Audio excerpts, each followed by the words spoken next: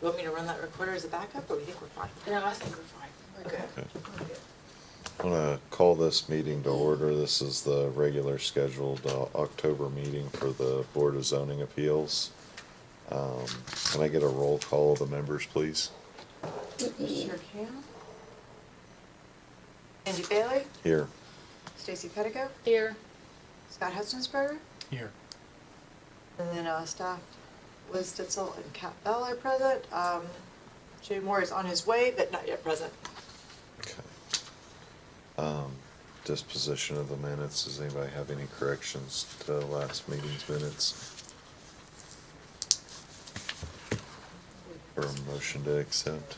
Oh, you yeah, we guys got have the two special, yeah, I sets. got the special, meeting too. Any corrections? Take a motion to. Which set of minutes are you approving first? Both. You're doing If both there's- at once.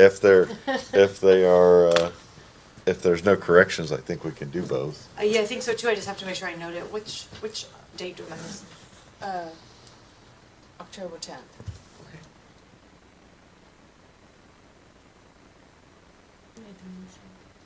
Nobody yet. Nobody Oh. yet. I'll move, We were clarifying the motion. Okay, we're good. I'll move to approve both sets of minutes. Okay. I'll second. I moved and Scott seconded. All those in favor signify by saying aye. Aye. Aye. Opposed. Motion passes. Minutes are approved. We've got two things of old business.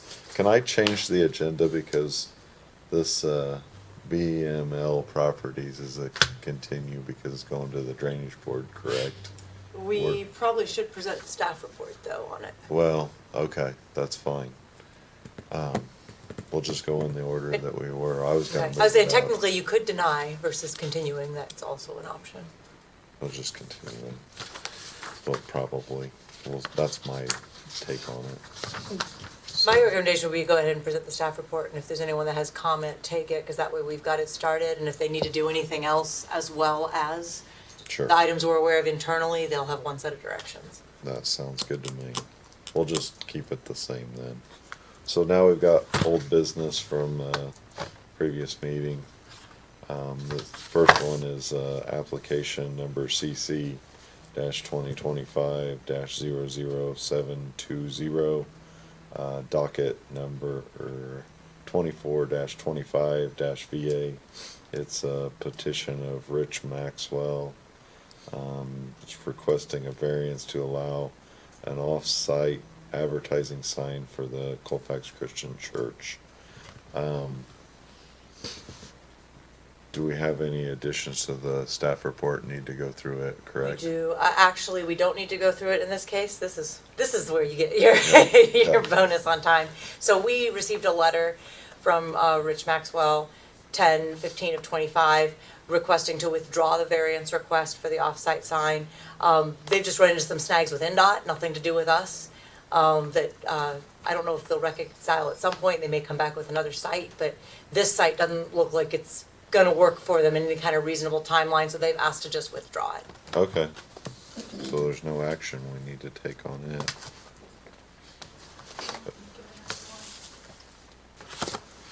All right.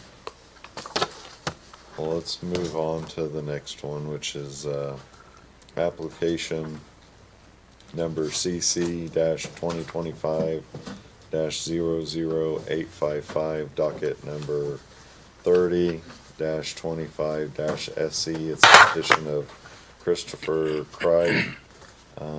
He's requesting approval for a special exception. Can you take us through the staff report and the new findings? I can, and I'm just gonna note for the record that Attorney Jay Moore just arrived as well, so. And I apologize. Okay, so this is a request, applicant is Christopher Crite, requesting a special exception to operate a Class 2 home occupation for a vehicle repair and an accessory structure as a secondary use to an existing dwelling that would remain the primary use. This property and everything around it are zoned agriculturally, and this is located at 1409 West County Road, 500 North. The site is about 1.9 acre on the south side of 500 in Union Township. It's completely surrounded by farmland. There's a dwelling less than a quarter of a mile away in each direction, to the west and the east. The site has an existing dwelling on it that the petitioner lives in and an existing detached accessory structure where the loosely say proposed commercial garage, because this is actually coming out of a violation, has already been in operation for around a year. The petition site was first cited December 16th of 2024 because of junk and debris and disabled vehicles, which are defined as vehicles that are partially disassembled, inoperable, and or unlicensed. The petitioner in those conversations noted that the reason for the vehicles was related to the fact that he was operating a commercial garage at the site, and he was informed back in December of 2024 that that was not permitted because it had not received approval, and he needed to cease business operations until or unless it did. He was informed as to the course of action he would need to take to try to get approval to operate as a home occupation, but it was not until recently, after he was summoned into court for failure to comply with the ordinance, that he went ahead and filed with the BZA. Meanwhile, he has continued to operate a business and has not complied with the standards in the ordinance. Although this type of business operation is a prohibited use in the A1 district, in the past, these, like many other uses that may be looked at differently as primary uses, can be approved as Class 2 home occupations if they're small and clean and don't change the appearance of a residential property and can consistently comply with those standards. The intensity at which the petitioner is operating his commercial garage is in excess of the normal intensity of a Class 2 home occupation that the board has been presented with in the past. Rather than correcting the violations the petitioner was cited for, it appears the petitioner tried to cover them up partially by installing a fence that is in the required setbacks and then pushes a dumpster and some other things into the road right of way. It's not a continuous fence though, so you can still see all the vehicles that are stacked there as well. The petitioner also has and continues to operate the commercial garage he was required to cease operation of, even though it's not approved. On that second page, you can see where that site's located, and then there's the picture here on this page was actually taken at the initial filed complaint. That's not a picture recently, but if you turn to the next page, you've got some recent pictures with dates that kind of show you what's changed and happened as you go along all the way on through. Here in the last couple of days, we drove by it again just to make sure that nothing had changed. Was that yesterday or the day before? It was this week we drove by just to make sure that, you know, all the vehicles hadn't been removed or something hadn't shifted before we presented to the board. And it still looks the same as those last set of pictures. So like all special exceptions, there's a series of findings that the board needs to find affirmatively. First, the proposed use conforms to the district provisions in which it will be located and the general regulations of the ordinance. So a Class 2 home occupation is a special exception in the A1 district. It does have supplemental standards that proposals must meet in order to be approved. First, the occupation must be carried on by a resident of the premises with no more than 5 employees. This standard appears to be met. As far as staff understands, the petitioner does live in the dwelling and he is the only employee of the business. This is also the only home occupation that staff is aware of on this premises. 2, the exterior indication of the home occupation or variation from residential character shall be minimized. So this standard has not been and is not met. The proposed auto repair business activity has operated illegally, and clearly the character of the premises is not consistent with a rural residential property. Complaints have been received about the numerous junk vehicles that are on the site as a result. In order to comply with this standard, all vehicles awaiting repair would need to be inside the building, not outside waiting. It's not an appropriate site for customers to drop off damaged vehicles to sit for prolonged periods and await repair, as a home occupation is designed to grow a business to be big enough to then go move into a business district. So at the point where you're stacking vehicles, you kind of need a commercially zoned site. 3, the use of the dwelling unit or accessory building for the home occupation shall be clearly incidental and subordinate to its use for residential purposes. So this standard also does not currently appear to be met. A large area of the yard is covered with junk vehicles, and that footprint is bigger than the footprint of the house itself. In order to meet this requirement, junk vehicles would need to be removed or parked inside the accessory structure being used for the business. if all the business activity was confined 100% inside the accessory structure that the petitioner proposed, and as we have seen other home occupations that are auto-related, I can think of one off the top of my head that was a painting business, but they arrange for the vehicle to come, it goes straight into the building, it gets painted, they don't bring in any others till it leaves, and they schedule their business to stay small. So we have seen auto-related businesses meet these standards, but this business appears to already be larger than the appropriate size for a home occupation. 4, no more than 5 vehicles or pieces of equipment shall be operated from the site or stored there overnight. This standard does not appear to be met, given the violations cited almost a year ago, and that at each re-inspection, this number of vehicles has been and is consistently over 5, and it seems to increase further over time. It would not appear this is met. And I would note this is 5 vehicles that are not disabled vehicles. This would be, you know, like you have a work truck to go do something, or you have a backhoe because you're a home occupation that's a contractor, that kind of idea. Or your employees have brought in some vehicles to work for the day. 5, outdoor storage of materials, equipment, and goods shall be effectively screened from adjacent properties in the road. This standard does not appear to be met. In addition to the previous notes, a violation of this standard is why there's been recently cited violations and continued violations since December 16th of 2024. You can still clearly see across the property, nothing's been moved inside that's there, and it doesn't appear there's a building big enough to move everything that is there inside. So removing it is really going to be the only option to try to meet that standard. F, any sales or displays of articles produced on or off the premise shall be effectively screened from adjacent properties in the road. There's no items for sale or displays planned for this type of business that would appear to comply with this standard. G, the use may increase vehicular traffic flow by no more than 2 additional vehicles at a time beyond what's normally expected at the residence. And there can be no more than 7 visits per week of a commercial vehicle for delivery of materials or goods. So this standard does not appear to be met. We have way more vehicles than 2 additional, not to mention the length of time that they're there and the fact that they're disabled. You know, if this would allow, you know, if somebody came that morning for an oil change and there were 3 of them, you know, 2 people could drop their cars off, they could sit outside, he could take care of them that day, they could come back at 5, pick them up and leave. But it doesn't allow for there to be piles of junk vehicles, so it would not appear that it complies, and it has continuously not complied. H, no use shall create noise, vibration, smoke, dust, electrical interference, smell, heat, glare, fire hazard, or other hazards or nuisances to a greater or more frequent extent beyond what normally occurs from a residence. So in terms of most of these things, the standard would appear to be met. The work would be conducted inside. We've not received any complaints about fires or crazy amounts of dust or loud noises. So it doesn't appear that those things are occurring with the illegal business on the property now. There have been vehicles seen outside on inspections, though, where the hoods are up and they seem to be in the process of being worked on. So the only nuisance you might have would be a visual junk and debris nuisance in terms of appearance and upkeep. I, no more than 1 sign shall be allowed, and such signs shall meet the requirements of UDO section 529.02A, which says you can have 4 square foot. If the application is approved, then before any signage can be proposed or posted, it would have to be reviewed to confirm it meets the standard. Right now, however, there is no signage on the site that violates it. J, a permit for a home occupation is not transferable, and a new permit must be applied for if there's a change in the occupation, the ownership of the property, or the tenants in the house.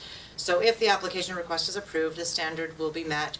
And like always with home occupations, just to make sure it's extra clear, we always recommend a condition placed so that the applicant is aware that they can't take the approval to a new location or transfer it to a new owner, and they'd have to come back to the BZA if any of those things changed. Finally, the area occupied by the home occupation shall be such size to meet all the above applicable standards. So this standard does not currently appear to be met. Several standards above are in violation and need to be remediated into compliance if that's even possible given the size of the business, or the application would need to be denied. 2, the proposed use shall not involve any element or cause a condition that may be dangerous, injurious, or noxious to any other property or persons, and shall comply with the performance standards herein. So this use, as it's been operating illegally thus far, is noxious to the other properties around it because it is the direct cause of the excessive outdoor storage and the numerous vehicles in disrepair and the junk and debris.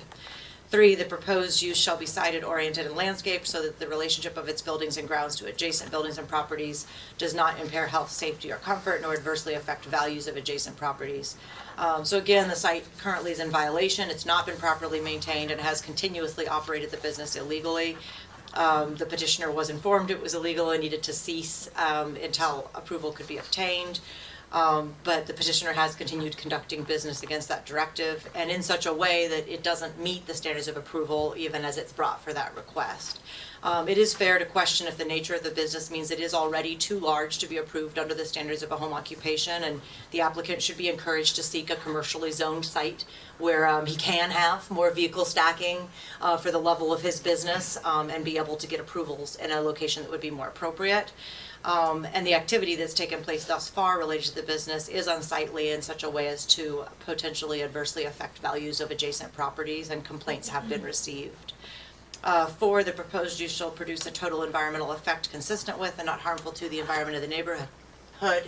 So although the proposed location is surrounded by mostly farmland, and there is an accessory structure proposed to perform the business inside of, that has not been occurring thus far. In this lot of a little over an acre, it's lost a residential rural appearance because of the growing number of vehicles in disrepair that are parked on it for the business operation. And again, it's been that way for close to a year. It's currently filed in court and waiting to see if an approval can be received for this element of the violation before the judge continues to determine what he's going to do with it. 5, the proposed use shall organize vehicular access and parking to minimize conflicting traffic movement on adjacent streets. So the site does have adequate space for up to 7 vehicles, which would be 2 spaces for the residential use and up to 5 spaces for the home occupation use. But those spaces cannot be used by junk vehicles, only operable plated vehicles coming in for same-day service if they're parked outside. And finally, 6, the proposed use shall promote the objectives of the ordinance and shall be consistent with the comprehensive plan. So Economic Development Goal 1, Objective 4 of the 2012 Comprehensive Plan states to promote home-based businesses, to grow our own new businesses in Clinton County. The idea there has always been that somebody can start super, super small, and then as they grow, they can move to a commercial or industrial district that's more appropriate when they're too large to stay residential in nature, but they can kind of try it out real small first.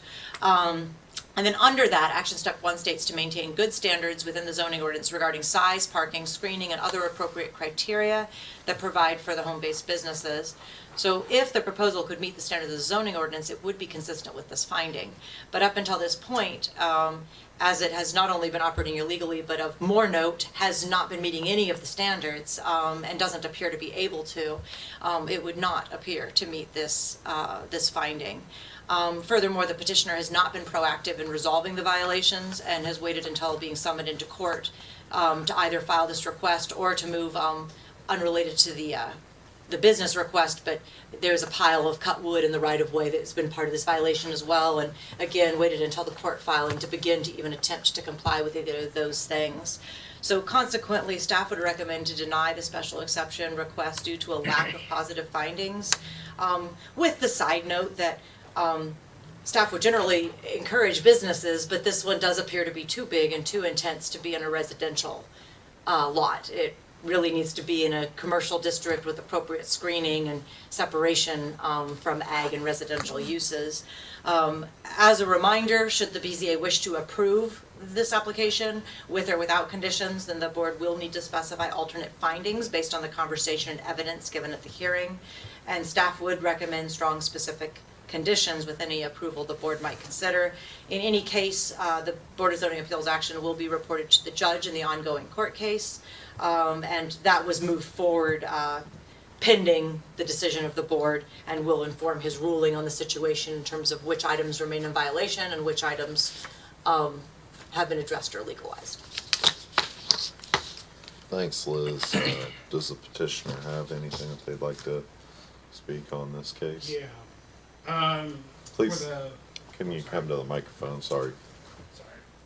for the wood that was sitting in the driveway that was moved the day of, after I got the letter in the mail, I stocked it more off. And then they came back and said, hey, it's not right. They can't be in front of your house or whatnot. So I moved it again. For the vehicles, 9 of them are mine. They're all plated and registered. Most of them were storage outside.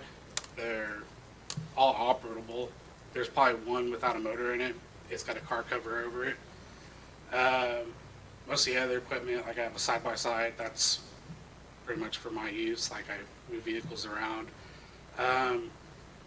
Pretty much I put the fence up because I did get the complaint. So I put a fence up, and then they tried to say it was not an ordinance to the road, which was supposed to be 22 feet off the center of the road of 500 North. I'm currently 25 feet off center of the road. The dumpster, that was set there by Waste Management because they couldn't access it because they changed to a front loader dumpster. I've asked them to come get it. I've moved it since. It's in more towards the drive. Most of the vehicles that I get are pretty much transmission vehicles. Like I repair the transmissions that are there for less than a week. That's pretty much all I do is transmission work. I don't do anything major like body repair or anything. Again, all the vehicles on the property are operable. 9 of them are I own. They're pretty much plated and registered and insured. I've asked for the paperwork to be legal since like a year ago. And then after all this hit, like I'd still not gotten any paperwork. And then when I went in, I finally was able to do it. Other than that, I mean, the fence is an ordinance. You can't see the cars. I didn't do it just to cover it up. I was planning on doing it anyways to make it look nicer. This isn't like a permanent like I don't want the business to be there right now, but it is easier for me right now, feasible. And I'm a single person. I don't have employees. It's just I probably have a handful of like 4 or 5 cars on the property that aren't mine at the time. Most of that is customers, and they're usually plated or registered. If they're not, I usually tell them, hey, like it's got to be brought in, stored in, brought out. If it's not if it's not registered or plated or inoperable. And I do have an LLC too, so I'm not illegally operating. I pay my taxes and all that. The only thing I would note, just to clarify, a fence can be 25 foot from the center of the road, but it cannot be more than 42 inches high in that case, and it has to be see-through. Privacy fence has to be 50 foot from the edge of the road right-of-way, which if this is a 25-foot right-of-way, then that would be 75 foot from the center of the road. Or, in this case, the house sits closer than that because it's legal non-conforming. So a privacy fence of no more than 6 foot in height could be level with the front of the house. That's not where this sits. So I would just note, and that's been the rule since 93, maybe 77. I would have to pull the 77 ordinance. It's not a new change. So the fence could sit there, but it has to be see-through and under 42 inches in order to sit in. So I'm at 6 feet right now. So, yeah, so it has to be 75 foot from the center of the road, or in your case, no closer than the front plane of the house. We can use average setback in your case. So, I know the house is closer than 75 foot to the center. I just don't know the exact measurement, so that's why. House is 27 feet off the center of the road. Yeah, so.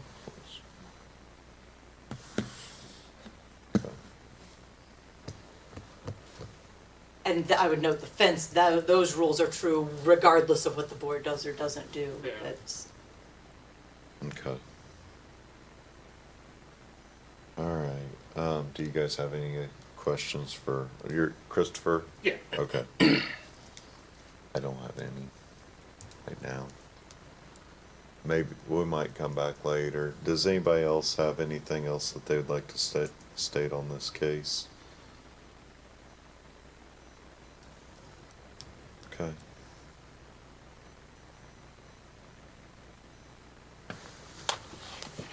All right.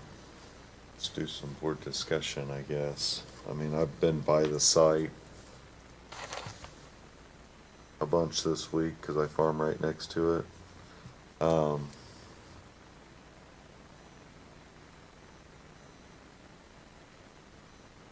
Sounds like we're just... Sounds like staff says that you're too big for what you're doing. You're saying that 9 of those vehicles that are sitting out there are yours, which is fine.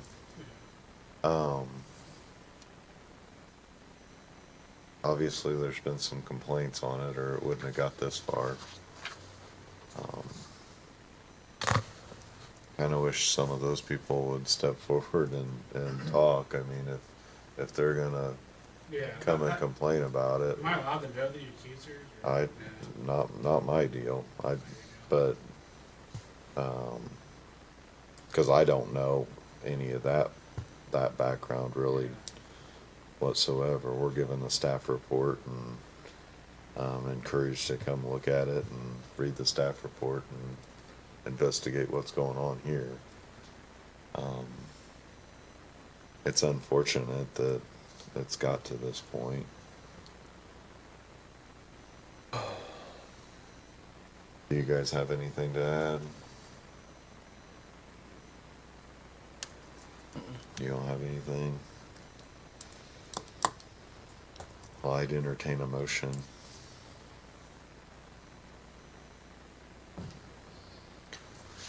I will make a motion to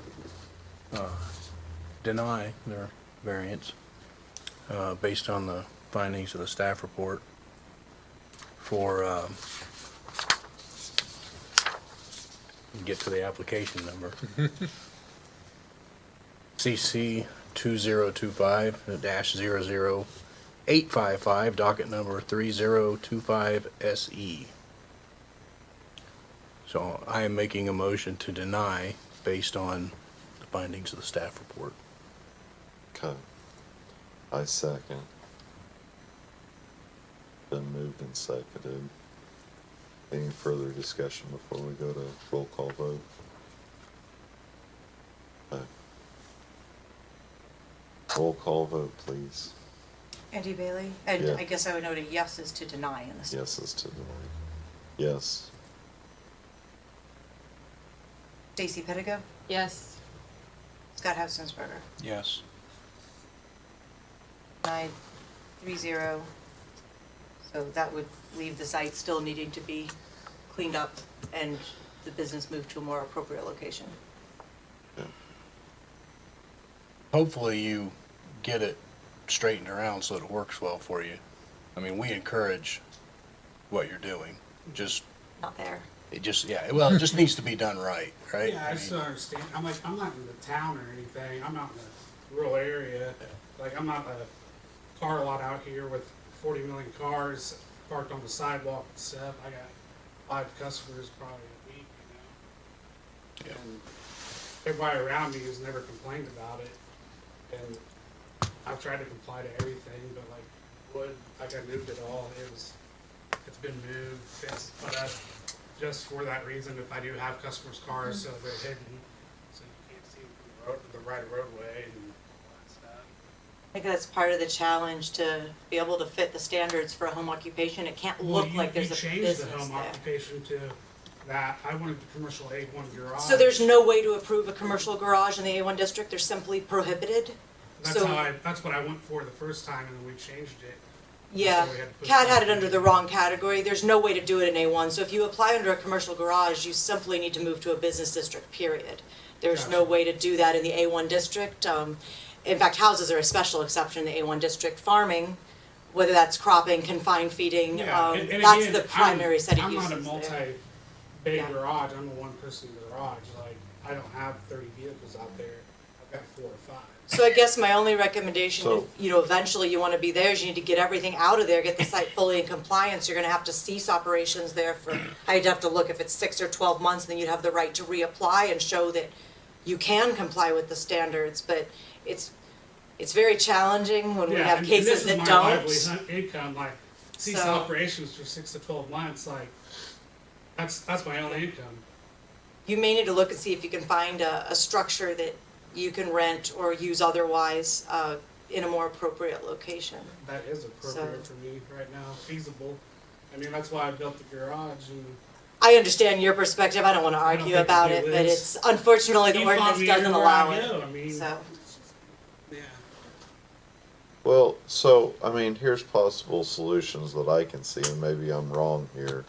I mean, you say that it needs to be in a business district, so could he rezone, his, plot or He whatnot. could make the request, not based on what he's asking, but based on the principles of the comprehensive plan and spot zoning. That would get a negative recommendation from staff to the county commissioners, but they ultimately have the decision, Yeah. not staff. And spot zoning, for those in the audience who may have no idea what that term means, zoning districts, both nationally and within the state and locally, are supposed to sort of fit with what's around them. So a spot zoning means you have all of one district, and then instead of having things comply with the district, you sort of try to get around the rules by randomly sticking a spot of something that doesn't fit at all. So as an example, you know, if you had an area that was all residential and somebody wanted to run a manufacturing plant, they own land there and they didn't want to move to a manufacturing district, so they came and asked for a rezone for 1 acre of industrial in the middle of 20 acres of residential and houses. That would be a spot rezone, and should be denied just based on the inconsistency. Zoning is based on the idea that you kind of put like uses together, you try to buffer, you separate things to preserve land values. So that's the primary, and that would be true no matter what two districts you were looking at if there was nothing nearby. Now, if it was on a boundary line between, say, a ag area and a commercial area, like there's some areas around Frankfurt that are that way, then it might not be a spot rezoning, it might just be an adjustment of the boundary line between the two districts. So I try to be transparent with people and what staff recommendation is gonna be so they know, but certainly you can apply. There's nothing, if you wanna come in and get an application and try to rezone and take that through the commissioners, they would have the final say. And if they rezoned it, now it would make your house illegal. If your house were to burn down or take damage, then it could not be rebuilt if you're a business or an industrial district, but it would legalize the business. So that's just stuff you have to weigh. You don't have enough land to do a 2-lot minor subdivision and do an acre for the business and an acre for the, and then rezone only 1 lot. So you'd have to pick a district, one or the other. I think there are ways for you to work through Or it. try to clean things up and reduce to where you're a size that you can fit the home occupation. That's the thing is, I've done everything everybody's asked for. What have I not done, Kath? You've got a ton of vehicles out there in the Chris, I the told front you at yard. the very beginning, whenever you told me that you were running the business there, I said, you can't have your business here. You're not zoned, you're not. And I asked you you're not guys for the gotten it. paperwork like a No, year and you ago, never and come no and one got gave it. it to You me. never come and got it. I contacted you and let you It know I did had sit your- there and you never Yeah. came by. I mean, I'll vouch for that, Now- 'cause And you Now, guys I keep told saying you, you and I come told out, you, and now, no one's ever Chris, came out and Chris, said anything. just a moment, Yeah. because you're throwing out accusations here. I told you at the very I'm beginning. being accused, so let's do that. Okay, go for it. Fine. Tell me what you need to Well, we say. gotta go to court next month, so we'll just let the judge decide. I understand that. I know. I understand I that. told you at the No, very I beginning. wanna hear what you have to say. I'm sorry. Okay, well, I told you at the very beginning when you come in and you told me that you're running your business there. I said, you're not zoned for that. There's a way that you can legalize it, but I can tell you right now, staff is gonna have a struggle trying to support it because of the condition in which the property is now. Your best bet is to get the property cleaned up and then come in and try to get it legalized. And you never cleaned it up. And that's the last I seen of you until you got the court papers. And then all of a sudden you come in and go, what are we gonna do about this? And I said, well, this is what your options are, or you can try to legalize it. But at this point, you already went to court, got the court papers. Well, it's been sent to court. Yeah, and then like I cleaned up all that stuff that I got sent in. I put the fence up, and I The still got wood fined just got for it. moved back recently, back The wood's been behind the moved for a house. year. It was moved back behind the house. I've got photos. It was moved back behind the front of the house. And just in the No, 'cause past the 2 or first time 3 you guys said weeks, something about the wood, the in guy the dropped past it 2 or off 3 on the weeks, side of you the road. finally cut it and split it and stacked it neatly, which is what I told you at the very beginning to do. I think it's, if you have questions about what you have to do to comply, Yeah. maybe call when we're not in the middle of a meeting, or have that conversation in front of the judge in court, because he's gonna have to Yeah. negotiate, if there's gonna be any timelines for you to finish stuff up or what that is, that'll, Kat and Jay will work with that with the Judge Hunter, and then he'll decide how he wants to handle that. Once these things advance to court, then we have to work with them through the judge. The judge was waiting to see kind of where this did or didn't go before he, knew what those parameters were. Very good. Sorry, Chris, I mean, No, that's all right. it's just, we gotta, Nature of the beast, I understand it. yep, so. All right, you're excused to go if you wanna go. We're gonna move on to the next case or whatnot, or you're more than welcome to stay, All right. so. All right, let's, go on to our, new business public hearings, I guess what I would call them. Next one is, application, number CC dash 2025 dash 00938, docket number 31 dash 25 dash SE. It's a petition for Chip Douglas. He's requesting a special exception. Can you take us through the staff report, please, Liz? I can. So the applicant is Chip Douglas, and this is a request for a special exception for an accessory apartment and an accessory structure in the agricultural district. So both this parcel and everything around it are zoned agriculturally. The site consists of 2.92 acres between 100 East and 200 East on the south side of 700 North in Section 1 of Owen Township. The petitioner would like to tear down an existing barn and then build a new pole barn to serve as personal storage, a personal office for himself, and to build out a small one-bedroom, one-bath, and kitchenette apartment.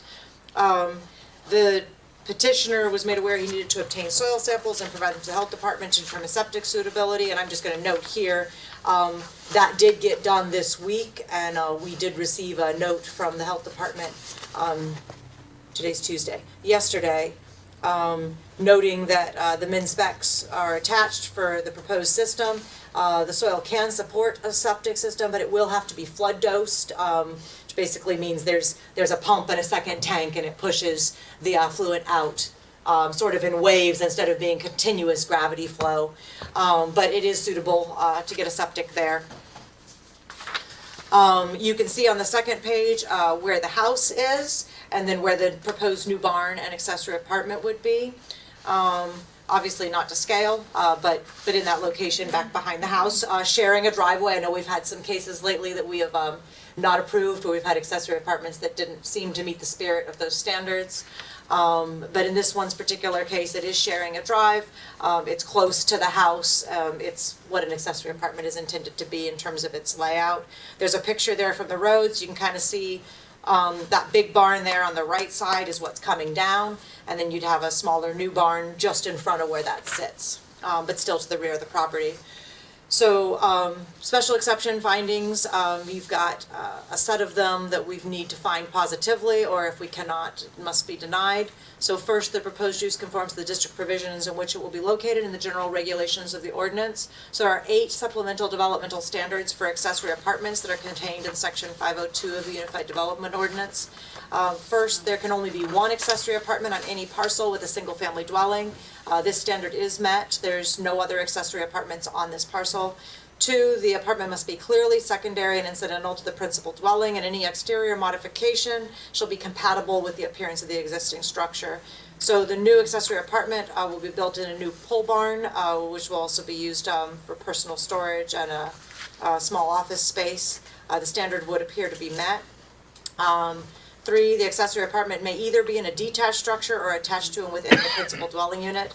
This particular proposal will be in a new detached accessory structure. 4, the owner of the property must reside in either the dwelling unit or the accessory apartment.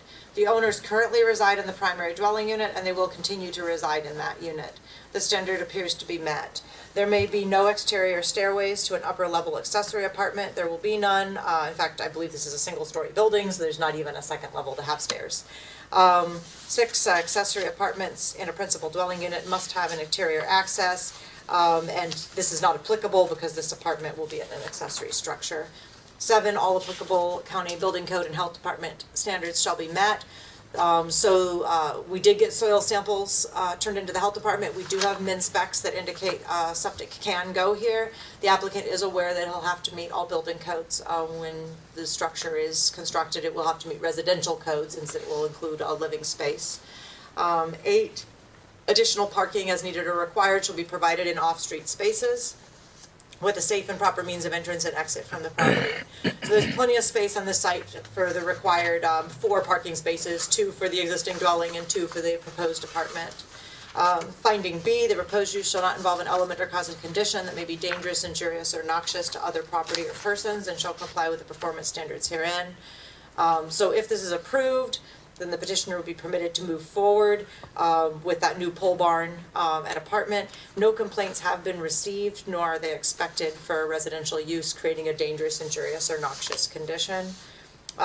C, the proposed use shall be sited, oriented, and landscaped so that the relationship of its buildings and grounds to adjacent buildings and properties do not impair health, safety, or comfort, nor adversely affect values of adjacent properties. The accessory apartment will be in a new accessory structure. It's a 2-acre plus a tiny hair lot. There's currently a dwelling and an existing barn that looks aged and is experiencing some deterioration. Given that old barn will be removed and a modern new pole barn placed, and that the site is surrounded by farm ground, it would not appear to negatively affect values of adjacent agricultural properties. The finding would appear to be met. D, the proposed use shall produce a total environmental effect consistent with and not harmful to the environment of the neighborhood. So again, this is mostly farm ground. We're looking at basically trading out one barn for one barn. A new pole barn should mesh with the farming environment and practices around it, as well as this site, so it would appear to meet the standard. E, the proposed use shall organize vehicular access and parking to minimize conflicting traffic movement on adjacent streets. So there is adequate space, as previously mentioned, and one of the standards under the first finding for the 4 required spaces. And F, the proposed use will promote the objectives of the ordinance and be consistent with the comprehensive plan. So the 2012 Comprehensive Plan Land Use Goal 2 says to promote the development of residential areas with high-quality housing in a variety of types, styles, and densities. The use of accessory apartments, subject to board approval, supports that goal. And I always note under that too, whether or not we expressly state it, that preserving our agricultural land and our agricultural values in our community is a very high value throughout our comprehensive plan, since it's very difficult to get farm ground back once you lose it. And any time that we can place an additional dwelling unit in land that already is being used for residential purposes, we've just avoided cutting off acreage out of a farm tract to create that same unit for somebody to occupy. So in that sense, it promotes the objectives of the comprehensive plan in a much broader way when we allow an accessory dwelling unit instead of subdividing land and taking more out of production. So consequently, staff would recommend approval of the special exception request for an accessory apartment in an accessory structure, given that septic suitability has been confirmed. And you can ignore the last sentence because we did hear back from the health department. It was just kind of late in the game, and so we didn't revise the staff report in the last 24 hours. Very good. Thanks, Liz. Does the petitioner have anything to add? For the mic, please. One thing, it is a living quarters, not an apartment, because it is not for rent. Okay. I am not bringing people up to my house to live. It's just there as living quarters, not something for somebody to come rent. So I guess I would note, just for your knowledge, while I understand what you're saying, the ordinance does not distinguish, and should you at some later point wish to rent either it or the house, No, or I you don't. sell it and you wish to allow that, No, I don't. you're not illegal. So I guess that's the main, you're not gonna get tagged. Anything for me? No, we're good. As long as you live in one unit or the other, or the owner does. Depends you- on you if she can gets do what mad you or not, want. I may be I still own the property, but maybe not needed to build it. Put a nice doghouse. Very good. Well, I do hate to see a barn get demolished, but, and it is a nice one from the road, but I understand. There's not much of it left on the I inside. know, on the It's inside, the old roof's given away, and that's Yeah. what usually does it for them, so. But I don't have anything else. I'll make a motion to approve, the special exception. Oh, what about the findings? According to the findings which are incorporated in the, or so, according to the findings of the staff report, which are incorporated in the motion by reference. There we go. Second.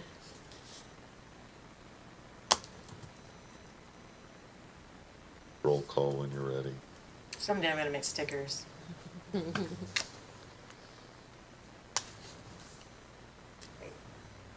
And Andy with my motion, Stacy with my second. All right, Andy Bailey, Yes. Stacy Pettigo, Yes. Scott Heppensberger, Yes. 3-0 approved. So you'll be able to move on to the permitting stage and getting everything you need together. You can work with Kat and Sam on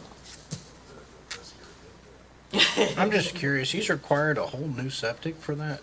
Yeah, so that's up to the health department. Sometimes, based on the size of the existing house septic and how many bedrooms are already in it, they can share or modify a septic. Sometimes, I'll use myself as an example. I already have a 5 to 6 bedroom septic sitting on my house. You can't get bigger than that. If I wanted an accessory apartment, I would have to put in a septic. Sometimes the fall of the land doesn't allow them to share because one is uphill and the other's downhill. Or sometimes it's more expensive, like if you only have a 2-bedroom septic, sometimes it might make more sense to just put in a separate small system than to add I guess really my fingers. question was, that had already So- been explored then, I'm assuming. Yeah. Can be, yes, theoretically, my choice is to put a new septic system, that was my own personal choice. Can I move it from A to B? Yes. Is it in my best interest? No. And I would note, we haven't locked him into one or the other. All we make sure of is there is a way to provide septic for that unit. So if he changes his mind before permitting and gets a different type of permit from the health department, he doesn't have to come back to the board because there was nothing about this. We're just trying to make sure we're not approving something that can't have at least one way of dealing with waste that we know will be there. So, Very good. All right, let's move on to our next application, which is, oh yeah, you guys are free to go. Thank you. You're free. Not yet. This is, application, number CC dash 2025-0097-0, docket number 34-25-VA, which is a petition for This Old Farm, is requesting a variance. Can you take us through the staff report, please, Liz? This is a request for a variance to allow the proposed expansion of confined feeding pens. And I would note, because this can be confusing since we have an audience, this is confined feeding by definition of our ordinance, meaning the animals kept there are not on pasture, not an item-regulated confined feeding facility with 10,000 hogs. And it would be an expansion of the existing pens that are on the existing processing plant that are no less than 370 foot from the nearest dwelling instead of the required 660. And what's basically happened is, with the number of animals previously there and the size of the pens, they're kind of in one category, but as they've grown, they're adding some more pens, even though the pens are going away from the houses. Because the number of animal units is increasing, the setback increases, which kicks them into the variance. So the property in question is zoned B5 agribusiness, and everything around it is zoned agriculturally. The petition site is located on the north side of 650 South, just west of the town of Colfax. The site has an existing approved food processing facility and a building that was significantly remodeled in 2011 after a fire, and there's 3.14 acres that were purchased since that remodel to allow the business to expand as it grows. In 2021, the petitioner built an accessory structure for storage only, but since then that's been connected to the existing facility as part of the growth and expansion. And the petitioner now wants to expand the existing confined feeding pens that are for livestock that are waiting for processing.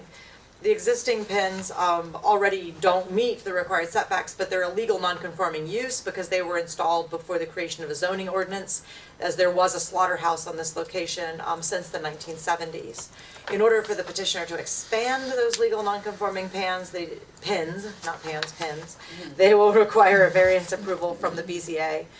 The petitioner reports the pen area will have a capacity of up to 40 animals at one given time, and the closest it will sit from any nearby dwelling is 370 instead of the required 660, and that's actually not a change from where they currently sit because of where that expansion is occurring. I think technically the backside of that might be going like 3 foot closer to the house that sits to the west, but it's not a significant increase. The closest house is actually the one to the south, on the other side. There's a picture on the second page that shows you where the existing confined feeding area is. And I would note, just for the purposes of clarification, because we see these in other situations too, this confined feeding area is solely for animals waiting for processing. This isn't somewhere where animals are kept and fed. They get dropped off, and then they wait their turn. It's not something where it's there day and night, but there does have to be a way to hold those animals in a safe way that provides for their needs while that they're there. So there's also an aerial here that shows you the location of those pens and then the measurements from the 3 houses that are affected. So the house they're the closest to is the one to the south at 370 foot, and that's the existing front of those legal non-conforming pens. They're not actually going closer. And then the house to the west, you're at 410.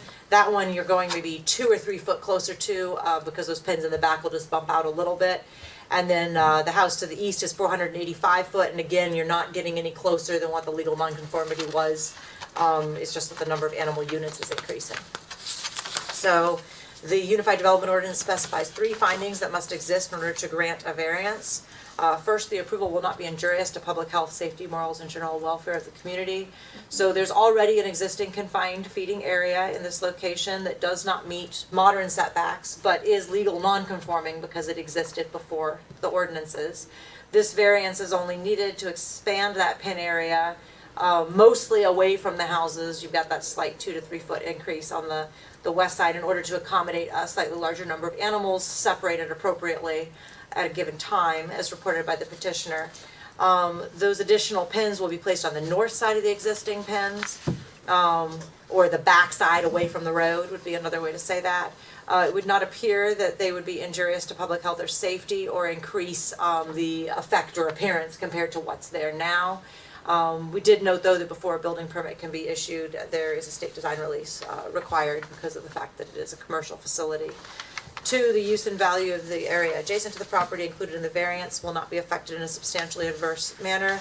So there's been a slaughterhouse and then a food processing operation in operation here on and off since the 1970s. The confined feeding area will continue to look the same from the road as it currently does in terms of where it's located and where trailers pull into. It's just expanding enough to allow for up to 40 animals separated out at a given time. 3, the strict application of the terms of the zoning ordinance will result in practical difficulties in the use of the property. So if the request is denied, then they would not be permitted to expand the confined feeding area that they need to adequately and efficiently accommodate the growing business. They can't just throw all the animals that are waiting for slaughter from all different farms into one pen. That doesn't work for logistical reasons. And animals that are scheduled to be processed do need to be held on site in a controlled manner until the processing area is ready for each animal, and that is directly related to one of the primary purposes of this business. There is not a location on their property that meets 660 from every single one of those surrounding houses. They might be able to get it from the one to the east if they went far enough to the west, but then they would be at like 100 feet from the one to the west. So there isn't a way that they could move those entirely and be 100% compliant. So consequently, staff would recommend to approve the variance request with the condition that the petitioner must not have more than 40 animals as they reported, because if that count does increase, then it does increase the required setback again, both from nearby dwellings, which would be a different advertised variance, but also it would kick in a setback that would hit the Colfax town limit and require them to be further from town. So that's a hard cutoff in the zoning ordinance. Very good, Liz, thank you. Does the petitioner have anything that they'd like to add to the report? Not at this time. Okay. I guess for anyone listening online, the petitioner just said they had nothing to add. Does anybody else have anything that they'd like to add to this case? Okay. Any discussion? I think putting the 40 in there fine as a condition should be good. Right. I move to approve the application CC 2025-00970, docket number 34-25-VA. According to the findings in the staff report, which are incorporated in the motion by reference with the condition of not having more than 40 animals in the confined space. Second.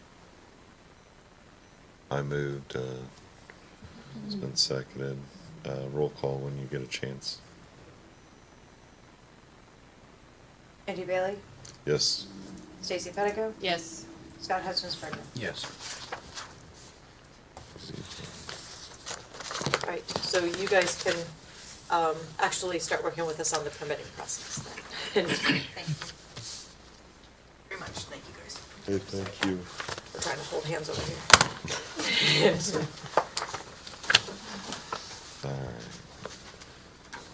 Next case is, application number CC dash 2025-00980, docket number 35-25-SE.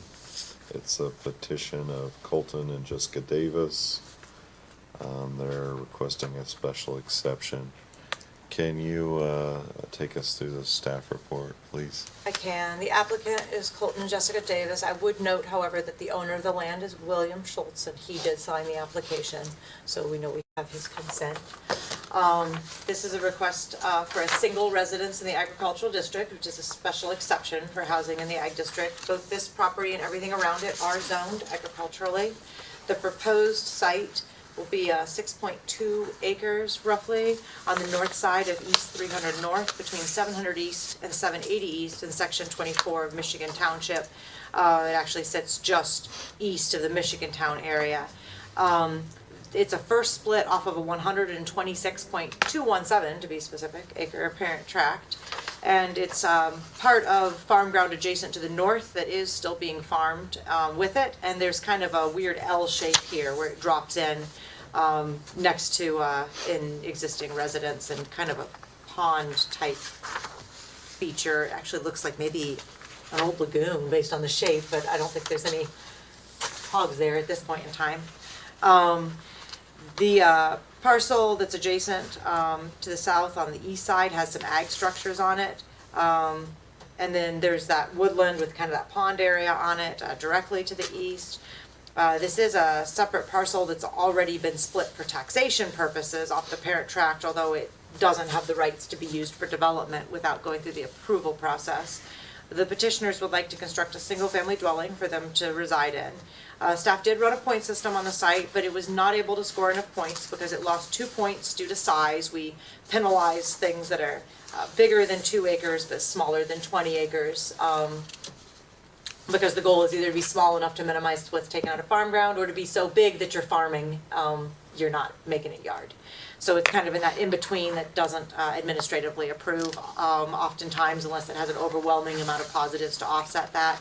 It also lost a point because there is a confined feeding operation that sits more than a half mile but less than a mile to the east. It's far enough away it won't require a variance for a house, but it's one of the things that we look at in terms of encouraging or discouraging administrative approvals without coming to the BZA for a conversation. The proposed new lot did gain 2 points because it is within a half mile of the urban growth area boundary for Michigan Town, but that just wasn't enough to offset what it lost. So you can see in the map there that the dark into black area is Michigan Town's town limits, and then the gold area is the urban growth area boundary. That's zoned residentially, and an area that we encourage houses to be placed close to the town limit, where theoretically the town would eventually annex. And then we've outlined the petition site in blue. It's about a half mile beyond that as you exit town. There's a picture on the next page looking from 300 North to the north. And you can kind of see the edges of the trees and stuff on that residential property and pond area to the right, but it is currently being farmed, and that field back behind is not part of the application. And I think kind of looking at it, it kind of wraps around there by those trees to the right. So there's 4 criteria, first off, that we have to look at for a dwelling in the A1 district and must find affirmatively in order to approve. So first, the lot shall be located such that its proximity to other dwellings, the configuration of the parent tract, and the location of creeks, ditches, and natural features have the least negative impact on the use of ag equipment or the use of the property as part of a farm. So this site does appear to still be farmed in conjunction with the remaining farm ground, even though it has been split for taxation purposes into a separate tract. The proposed new lot is somewhat L-shaped, with it surrounding kind of an existing property with structures on the inside of the L and then coming up against the property with the pond and the vegetation. It is an odd-shaped tail off the field to the north, so this would square off the field shape and keep the new structure close to the existing ones. 2, locating a dwelling on the new lot would not require changes in road surfaces or bridges. The petition site sits at the northeast corner of the intersection of 300 North and 700 East. The road surface of 300 North is paved and well-maintained and has a significant amount of traffic. That's a major thoroughfare as people leave Michigan Town. And it serves for access for farm equipment as well, and runs all the way to the East County line from Michigan Town. For 700 North, that's a gravel road, also well-maintained, and it does serve both farm equipment and homes, and sees a fair amount of traffic as well. It does not appear a new dwelling would significantly affect traffic flow and volume that already exists. If the application is approved, however, a minor subdivision approval will be required before the proposed lot could be buildable. Since it sits at an intersection of 2 fairly well-utilized county roads, county highway may require the access to be on one road versus the other, but that would be determined during the subdivision filing and approval process.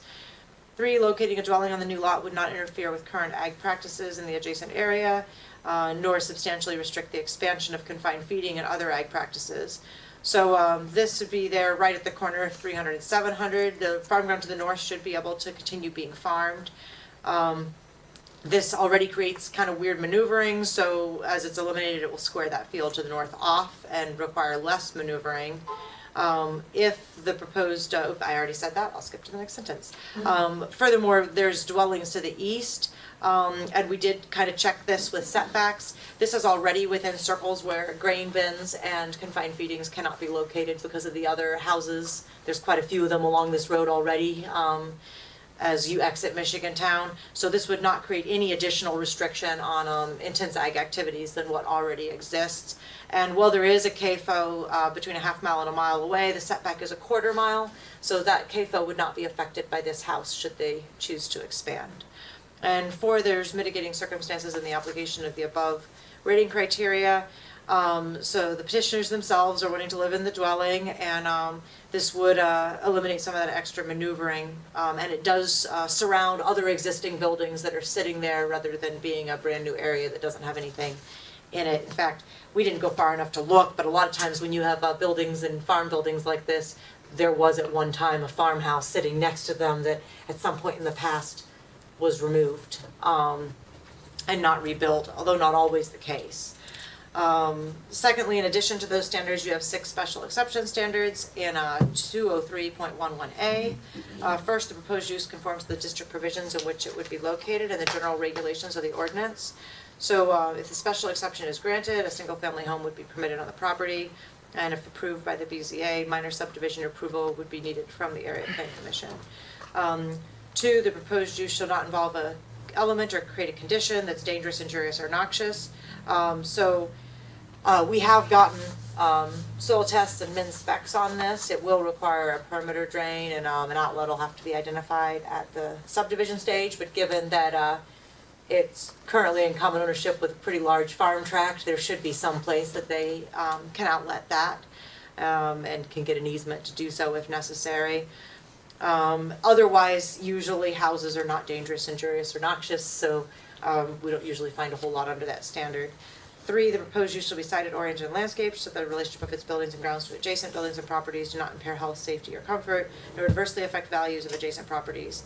So this is being split from farm ground from the north that will continue to be cropped, as far as we know. There's low-density residential zoning less than a half mile to the west, and a few other rural residential sites in the immediate vicinity. Each being somewhat spaced from each other, but another rural residence on the proposed new lot would not appear to negatively affect values, would appear to be consistent with the area, and because of the proximity to Michigan Town, this is already, when you look at the map, a transitional area between residential and agricultural uses where you have a little bit higher density of houses as you're exiting town. 4, the proposed use shall produce a total environmental effect consistent with and not harmful to the environment of the neighborhood. So this site has farmland to the north, west, and south, and there's a few other existing homes in the vicinity that also appear sufficiently spaced from the petition site, so another rural home would appear consistent with the area.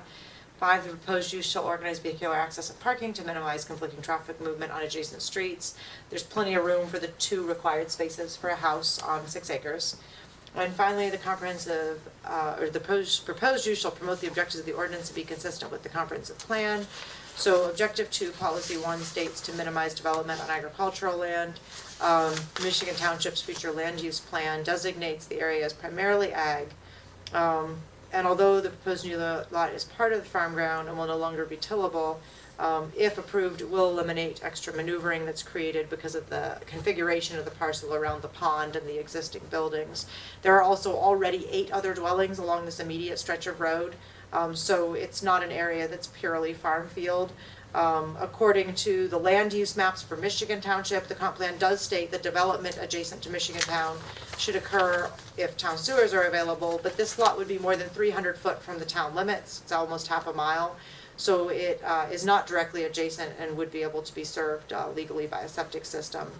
The only thing I would note or add that, sometimes we discuss is well appropriate to a house. If the board felt that this should not be the same amount of acreage being carved out, like that might be something that, could be discussed. But staff would recommend to approve a request for 1 home in this location. It does seem appropriate given the developmental patterns and the existence of other structures. And minor subdivision approval will also be necessary from the Plan Commission, in which some of the details can be ironed out as far as septics and access. Thanks, Liz. The last point you brought up, Liz, that, about the size, I was wondering, with the 2 points they lost because of the larger lot, if they had a smaller lot, would have they got made, Remember what their score was? would have they made it or not? They were close, I think it was around 80.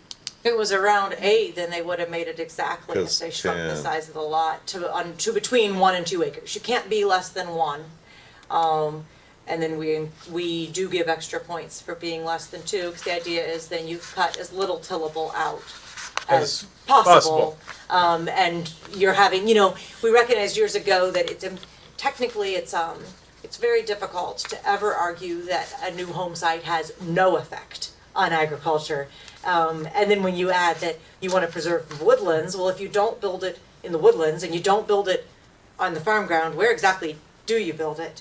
So, the forced compromise is we want to minimize the effect as much as possible and try to cluster things together and try to slow down that erosion. And so, yeah. And you don't take as big a chunks out Right. at a time if you don't have the mini farms of 5, 10, 15. We know those Yeah. often are grass, Yeah. not cash rented. So, so anyway, that would be the only point, when you look at minimizing the effect on agriculture, does it really need 6 acres or does it not? But I think that the location is appropriate given the proximity to the town and other houses. Very good. Does petitioner have anything to add? Anybody else have anything to add on this? Okay. Any discussion? Yeah. It's like a slam dunk to me, so, I'll, move to approve application, CC 2025-00980, docket number 3525 SE, according to the findings in the staff report, which were incorporated in this motion by reference. Second. I move, Scott seconded. Roll call when I you get keep a waiting for chance. Stacy down there. Good one. Quiet. I'll be waiting a long time. I'll die You just have to from practice the art of an awkward silence. die from a lack of second. That's not cool. All right, so that's a motion from Indy and a second from Scott, with a yes being to approve, Yes. subject to the findings. So Andy Bailey, Yes. Stacy Pettigo, Yes. Scott Hetzensberger. Yes. Okay, so approved 3-0, so you'll then need to locate a surveyor and start working through the process for your subdivision approval. And if you've got questions on that, you can reach out to Kat, and she can help you. Hey, thanks, guys. All right, the final one of the evening. This is application CC-2025-00988, docket number 36-25-SC. It's a petition of BML Properties LLC. They're asking for a special exception. Can you take us through the staff report, please, Liz? I can. So the applicant is BML Properties LLC. This is a request, again, for houses in the agricultural district, but in this case, 2 residences.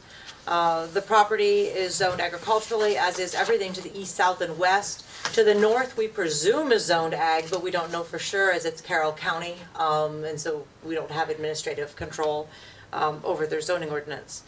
This site has about 22.2 acres on the south side of 1000 North. It's between North Waldron Road and 900 West in Section 20 of Ross Township.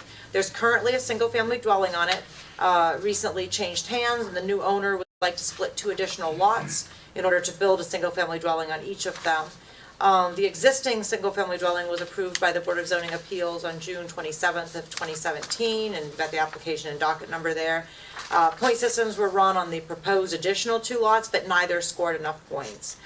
Furthermore, if the application is approved and lots are added, the parent tract will have met its limit for splitting, and should there be any further splits either on this property or one of the neighboring properties, rezoning would be required to residential for that area. There is wetland on the northwest corner of the site, but there does appear to be some room around it to the northeast. The existing dwelling ended up being subdivision exempt because there were more than 20 acres remaining together. So if the application is approved, before 2 more lots can become buildable, a subdivision will be required for all 3 lots because the existing one will end up with less than 20 acres as well and no longer meet the conditions of its being allowed to be there. So that'll be a 3-lot major subdivision because of the shared access for more than 2 houses, and that access then will have to be 50-foot wide if that's created. So on the second page, you can see a picture showing where this is at. The reason there's no zoning to the north is because that is Carroll County. And then a picture looking south across the property, you can see the existing residence there. And on the third page, you've got a kind of an image of what they're thinking at this stage in the game for a proposed plat. Since this isn't being filed with the Plan Commission, this isn't necessarily binding, but it gives you an idea of what their starting point is. The applicant is seeking approval for 2 dwellings, and again, we've got the 4 criteria that the board should find affirmatively for dwellings in the ag district. First, the lot shall be located such that its proximity to other dwellings and the configuration of the parent tract and location of creek ditches and other natural features have the least negative impact on the use of agricultural equipment or the use of the property as a farm.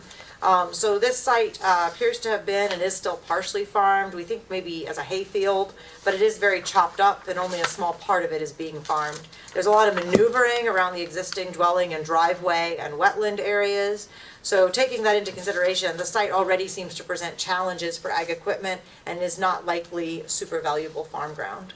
2, locating a dwelling on the new lot would not require changes in road surfaces or bridges. So this is a paved road that serves a number of sites, both farmland and houses.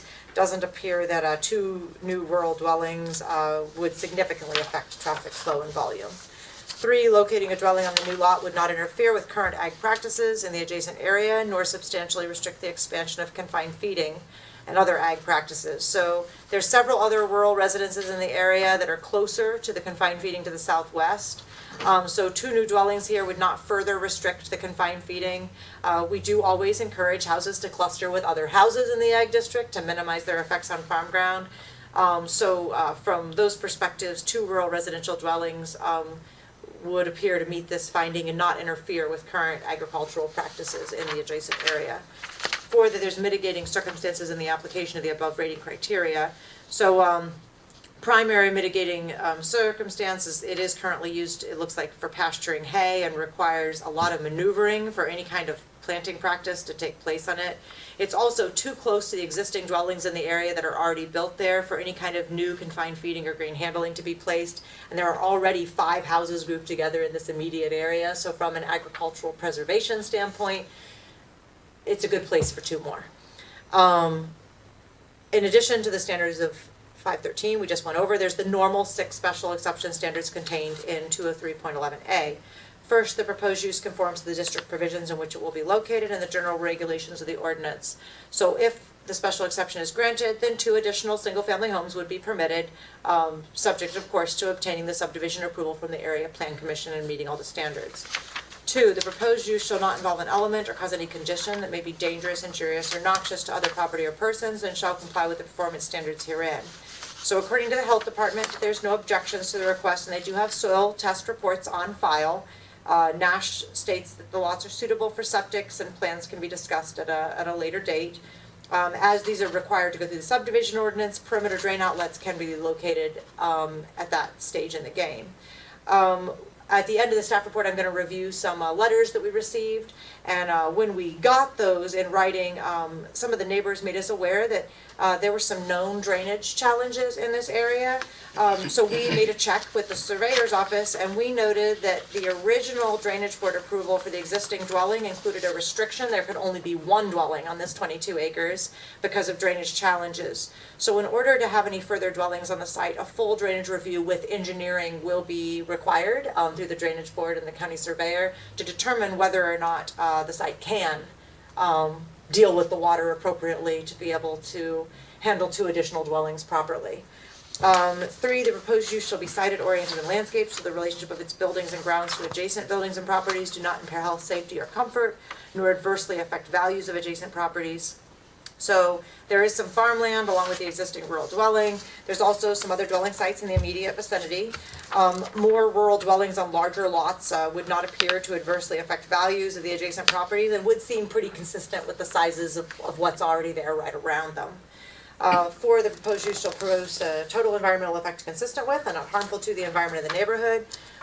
So again, this size and spacing of 2 more lots does appear consistent with the neighborhood that's already here and the 5 existing houses. So, you know, from that standpoint, not an issue. Obviously, if the water issues cannot be addressed, then that could be a challenge with this finding as well. 5, the proposed use shall organize vehicular access and parking to minimize conflicting traffic movement on adjacent streets. There's plenty of room here for the additional required off-street parking, which is 2 spaces per lot, or an additional 4 for the property altogether. 6, the proposed use shall promote the objectives of the ordinance and be consistent with the comprehensive plan. So objective 1, policy 1 states to minimize development on agricultural land, and the Ross Township future land use plan designates this area as primarily agricultural, with rural residential development designated for Edna Mills and eastward along State Road 26, as well as south of Rossville. Although the petition site is not directly along 26, it is less than a mile north of 26, and it is east of Edna Mills in the vicinity that the comprehensive plan designates for rural residential development in a general sense. Furthermore, there's already dwellings here that are spaced but still clustered together, and they do conform with the comprehensive plan density average of no more than 1 home per 20 acres.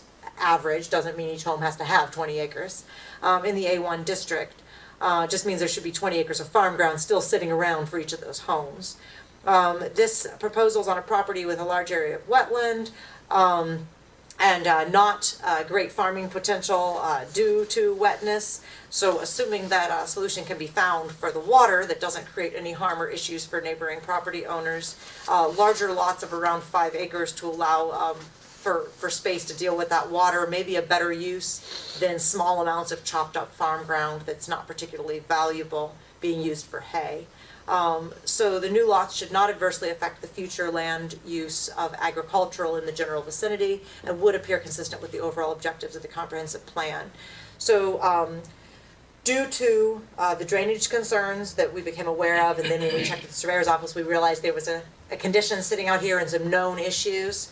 Staff would, well, the board could deny. We don't have reason to believe there's not a drainage plan that could be come up with. It's just beyond our knowledge level. So we would recommend to continue the request. to allow the applicant to get engineering and go through a drainage board approval to Dan's satisfaction. If for some reason it doesn't look like they can do that in the timeline, then we can always look at a denial in another meeting or two if it looks like nothing's gonna come through. But it would seem to staff, given that the site is otherwise well suited locationally with other houses, appropriate to allow the applicants a chance to try to get it worked out in a way that deals with the water challenges and doesn't require them to re-advertise in order to get back before the board. I would further note, we have received 2 letters which were forwarded to the board ahead of the meeting. I'm gonna deal with these one at a time. The first one is from Tom and Rita Schust. Did the board members receive that? Yep, Did you all have a chance to read through that before the meeting? yes. Okay, so I'm just gonna summarize it really quick for the record and the audience. These are nearby residences, and they're writing because they wanted the board to be aware there's a restricted wetland area there, and there were some questions, which I think Kat did try to answer and get back to them on regarding what different types of wetland mean and what's there. They did note that this area floods regularly during heavy rainfall, so they have concerns about how construction would affect the current drainage patterns and whether it would push more water than they already deal with onto their properties. And so just because of their environmental concerns and their reliance on the water systems that are there, they're asking the board to ensure that full reviews are done of the wetland issues and the drainage issues before considering any approval. I wouldn't say they're quite objecting, but they're concerned to make sure that no harm is done before it's pushed through. And they're right there as one of the neighbors. Then there's a second letter that was received from Lisa and Dwayne Bowman. Did the board members all receive that letter? Did you have a chance to read it before the meeting? Yes. Okay, so this is, he's submitting his perspective. He's there across the road and slightly east, has been there for about 40 years. They're also noting that this area has been swamp and marshland with very high water tables, and while only part of it is a wetland, the whole area is very wet. And they were surprised to see the house that's there now built, but they noted it is built on the very highest part of that property. And it all does get very wet and soggy, so they're concerned again that 2 more homes would create drainage problems, both for those new homes as well as for the immediate surrounding neighbors. And have noted that they're concerned about their property values if this ends up not working properly. So I think that summarizes what staff had received, and I think the letters don't change staff's opinion on the recommendation to continue and require the applicant to show that they can deal with the drainage issues before the board considers if this is an appropriate site or not. Very good. Thanks, Liz. Does the petitioner have anything that they'd like to add?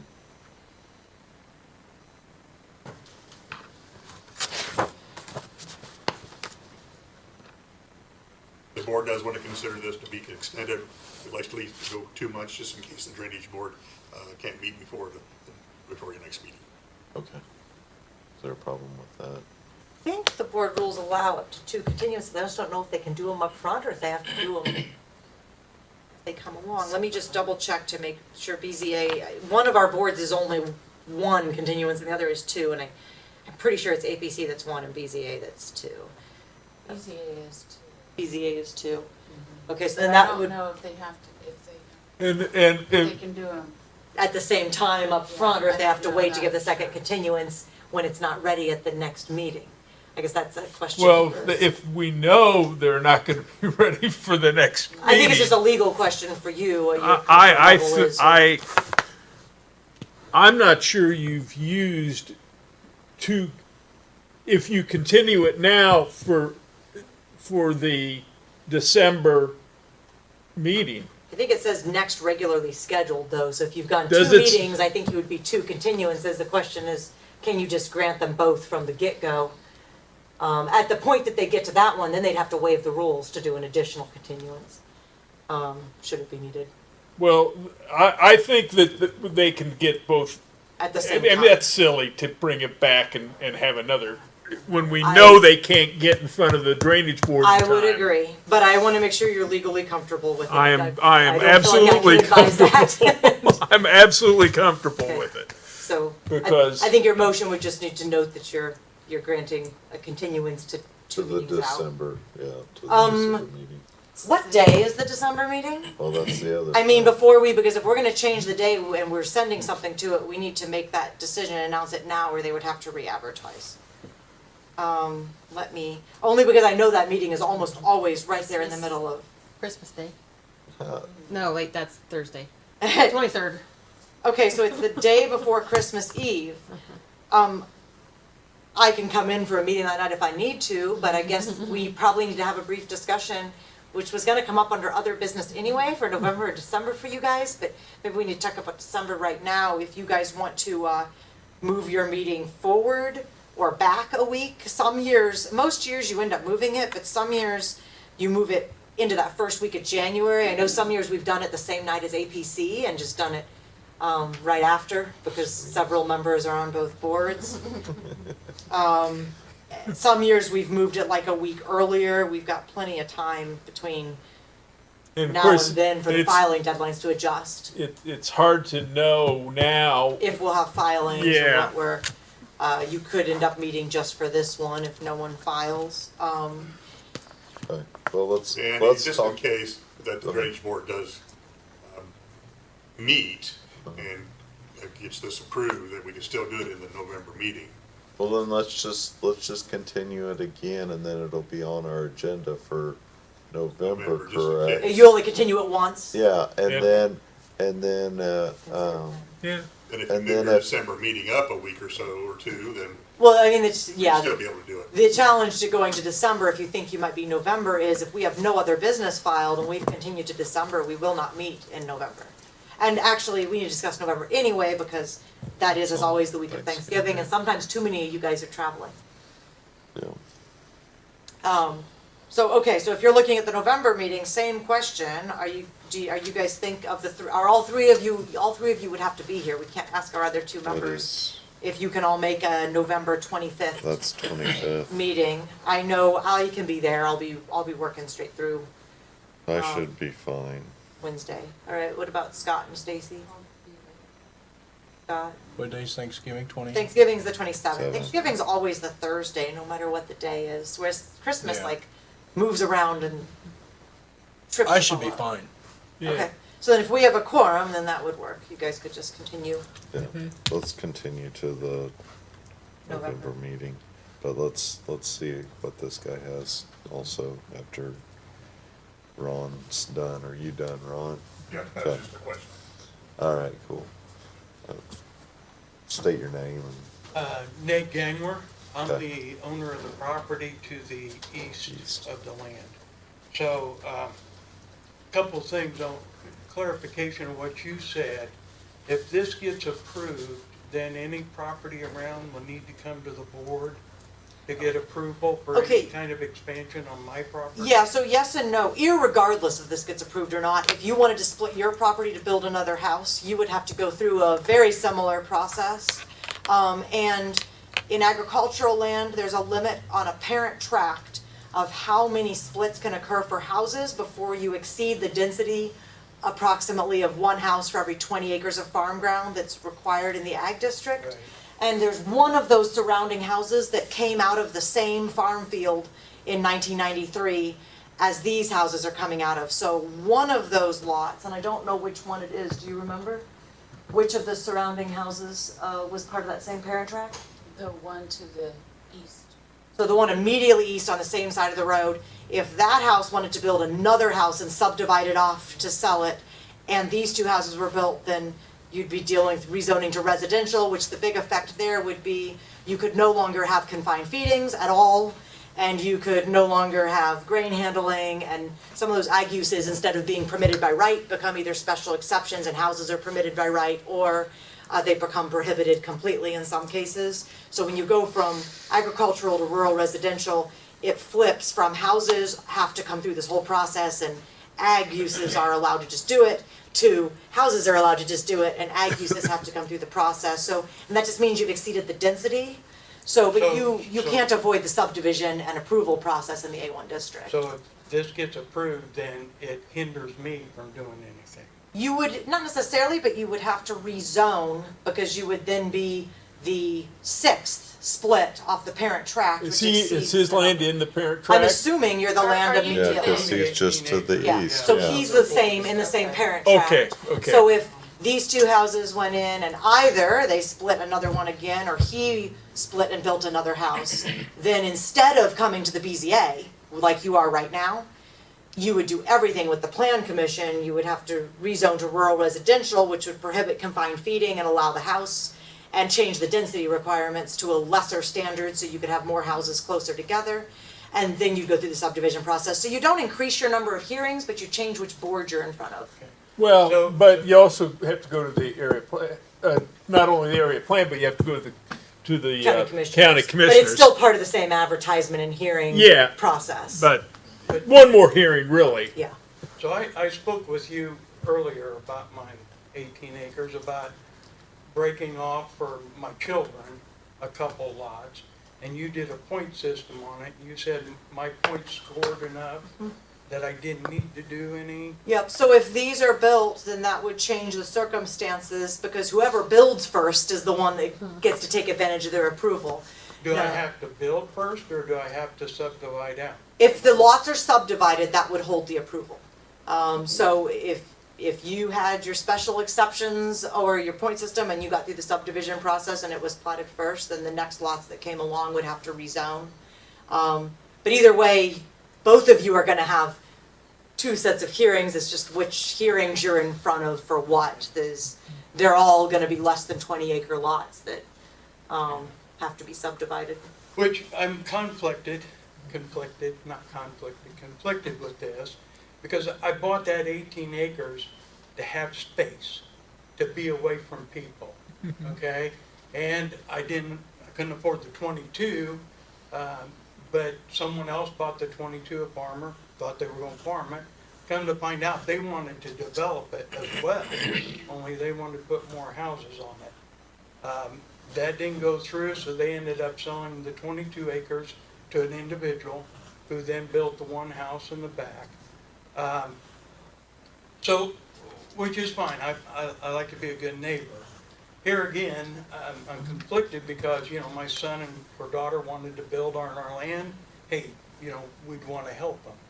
I don't see them doing that very soon, but on the other side too, now I've got 18 acres all by myself. I got a beautiful woods, I got deer coming in, and, you know, just nice. And now I'm getting 3 more houses next door. Two more. Two, Well, yeah. total Yeah. of 3 The- now. Yeah. Well, And it's 2 a of 3 them- lot, because the existing Yeah. house then it's less than Yeah. 20 acres, so it has to have a lot of its own that's legal. Sure. Or be torn down, but that would be sort of crazy to tear down a house that nice. Sure.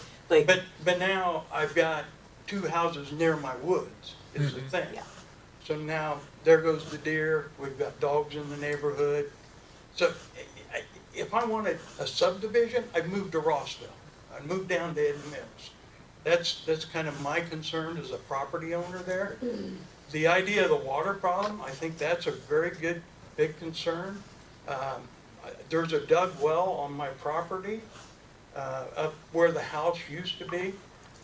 It's one of the old brick wells. On a dry summer, that well's probably 2-3 feet down the water. In the spring, it's 8 inches from the ground. So I know we raised our house up, and we don't have a basement or anything. I know that house has a basement, and that sump pump runs when it's wet. We've been dry. My pond, I'm the pond that's in that picture. It's low right now, unusually low, but in a normal year, that water's up. And in the spring, I cut down my mowing by half because of the water. So I let the weeds grow. And so it is a concern to me as a landowner right there. I'm gonna Yeah. note a couple things just for you. You're conflicted, so I'm just gonna adjust the things that I can. Obviously, the deer, the environment, like that half of your conflict, like that stands. But the other items you mentioned, This will be going to drainage boards. If you have questions about knowing what they're talking about or what they're looking at or what engineering they're proposing to deal with water, you should follow that with the county surveyor's office. As far as your concerns about if you could build houses or not, well, I can't guarantee you what decision makers will or won't decide. Generally speaking, in our comprehensive plan, the more houses group in an area, the more we encourage more houses, because we don't want to be chopping up any more farm ground than we have to where it's tillable. So if there's 2 houses built next to you and then you want to build 2, those 2 actually increase the arguments for why you should then be allowed to proceed with more, because they're all clustered and it's right there in the middle of the houses. So I wouldn't view, well, your process might change. I wouldn't view more houses as being prohibited to you having more. But obviously, you splitting more also affects your deer, so I can't help you with the conflict there, but I guess I just wanted to explain how that zoning generally works from a staff perspective. We usually support more homes where drainage and things can work, where there's already homes, because you already can't put CAFOs and you can't put grain handling, and fields and farmers already have to deal with those homes, so it's better to have them there. I appreciate that. And I think it should be noted, though, that up until this past year, there has been crops in that field. He had corn last year, beans the year before. I think the owner knew he was selling and chose not to have anything planted. Thanks for the clarification. We were a little confused, honestly, because old flyovers, it looked cropped, but then we Yeah. drove by and it looked hay. Well, it's all weed. It's not hay, it's all weeds. So- You just let it go to, Yeah. just didn't do anything. And it is documented in county records that there's some water challenges there, so that's why you're seeing the surveyor coming back and going, whoa, like 1 and 3 is different, we need to look at this and see if it can be planned for or not, so. Okay. That's all I have. All right, very good, thank you. So, obviously, we wanna see what the drainage board comes back to us with. I move to continue this, case to the November regularly scheduled meeting. Ooh, good job. Roll call vote, All right, this is to continue to the regular November meeting. Andy Bailey, yes. Tracy Pedigo, Yes. Scott Hudson-Sperger. Yes. All right, so this is continued 3-0. Ron, just so you're aware, I would reach out to Dan, but he specifically told me because of this situation and the info they have from the past, this will require actual engineering with a full drainage plan, not like a lot of these that have sheet drainage. So I wanted to make sure you knew, Dan specifically said this is gonna require an engineered stamped plan. But you probably know more about what they require than I do, because you go through these hearings all the time, so I would definitely say get a hold of Dan and, see what his thoughts are or aren't, so you can maybe get some guidance as to, Zach was out this week and last week, and we all just moved. So part of the challenges here is they can find parts of the records from when the first house went through, and parts are somewhere in a box, and, Zach is the one that would have that knowledge, and he's out this week, and we're dealing with the same thing. I had something today that, I finally found that I've been looking for since we packed for 3 weeks, and I had to apologize to So someone. are you over there now? We are. Okay. We're just, everyone over there, it's, I think maybe we were more prepared than some of the others. It's like our 6th or 7th move in my 17 years. But the courthouse offices have never moved before, so you're taking records that have had a standard organization, and you're trying to refigure it out, and it's all gonna work out, it's all gonna be sorted, but it's taken a little time. Well, and- some of them are moving just to come back then in a year. Yeah, yep, that's today, all the courts were moving across today, so, it's been busy. We've been very entertained by watching people move odd pieces of furniture at high rates of speed across the street. It's like Frogger. So will this meeting be at another location? It It'll be will- across the street Yeah. at the annex building. And actually, I'm glad you asked. So this will be the last Board of Zoning Appeals meeting in this room for the foreseeable future. There's a new meeting room on the first floor of the annex building. I don't yet know if it's gonna be the front or the back doors that will be unlocked, but a door will be unlocked, and it's on the first floor. Is that the building on the corner? Right of across new the one? street, Yeah. yeah, the new one.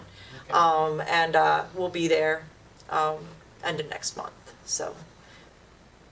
And then if you have any questions for our office, meanwhile, we're also on the first floor of that building now, so. You will only find child support in Old Stony, which, if you go there looking for a building permit, you're probably not gonna find that to be a particularly successful endeavor. Any new business? I don't know if we want to call it new or other business, but I did want to kind of hedge on it there, but I wanted to formally announce that our offices have moved. From here on out, our meetings will start, our standard default location will start being in the annex building. And of course, as always, if we have a bigger crowd or a conflict with scheduling, then we'll move to the city building or there's somebody else nearby.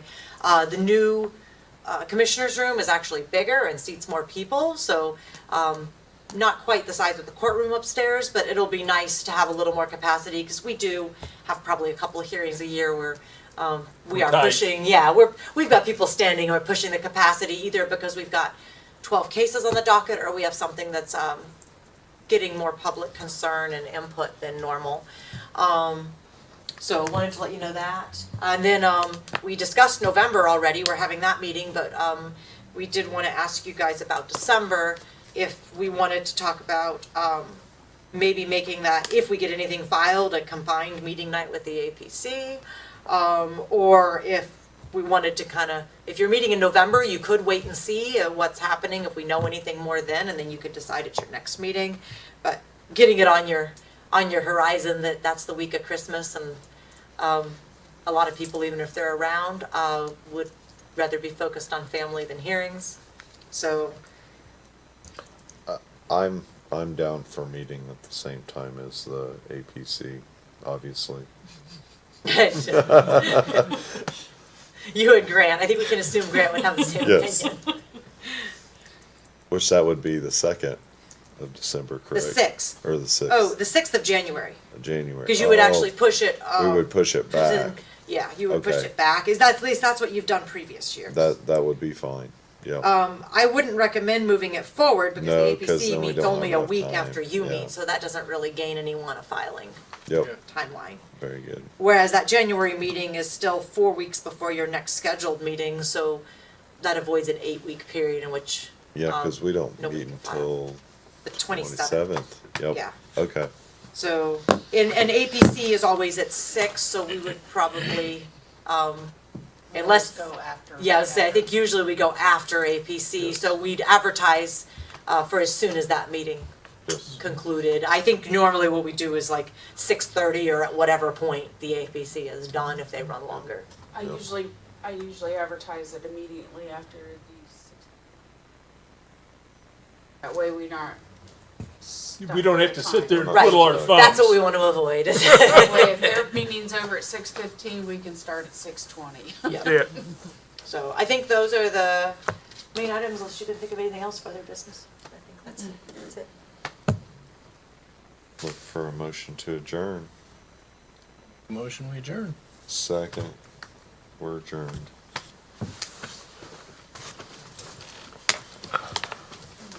We didn't get to say aye?